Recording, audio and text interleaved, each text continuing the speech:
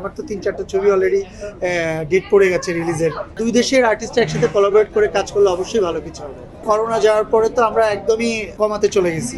এরপরে যখন ৫ তারিখের পরে আরও বড় একটা ধাক্কা গেল আমাদের ইন্ডাস্ট্রি, বিকজ ইন্ডাস্ট্রির কোথাও শুটিংটা আমরা ঢাকার বাইরে বা দেশের বাইরে করার ছাড়া কোনো অপশন দেখছি না আর কি, সব কিছু মিলায়।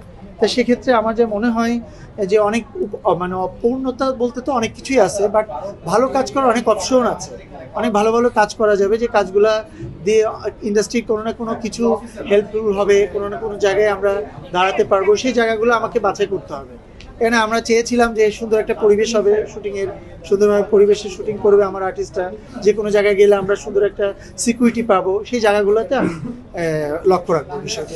এটাতে কোনো ভাগ নেই কোনো দেশের, এটা সবার ওপেন, সব ওয়ার্ল্ড ওয়াইড, যে আপনি যে কোনো জায়গায় যে আপনার সংস্কৃতির বিস্তার করতে পারবেন, আপনার বিজনেসের বিস্তার করতে পারবেন। সেক্ষেত্রে এটা ভালো দিক যে আমরা যত দিন যাচ্ছে তত আমরা আরও বেশি কোলাবোরেট করতে পারছি, যেটা আগে করতে পারতাম না।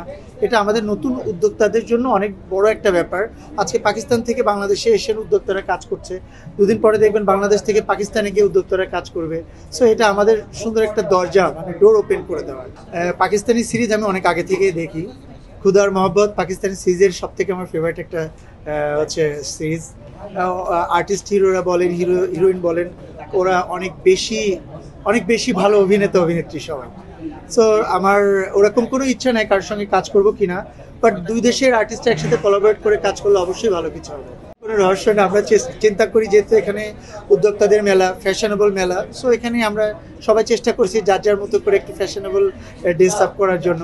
সো আমি কমপ্লিট পড়তে সবসময় মানে আমার এক কথা প্রেফার করি যে আমি একটু রিল্যাক্স কীভাবে কোথায় যাবো। তো কমপ্লিট আমার কিছু সবসময় শ্যুট করে যে আমি একটু রিল্যাক্সে কোথাও যাচ্ছি। তো সেক্ষেত্রে আমার মনে হচ্ছে যে আজকে আমি ড্রেসটা পরে মেলাতে চাই। আমার তো ৩-৪টা ছবি অলরেডি ডেট পড়ে গেছে রিলিজের।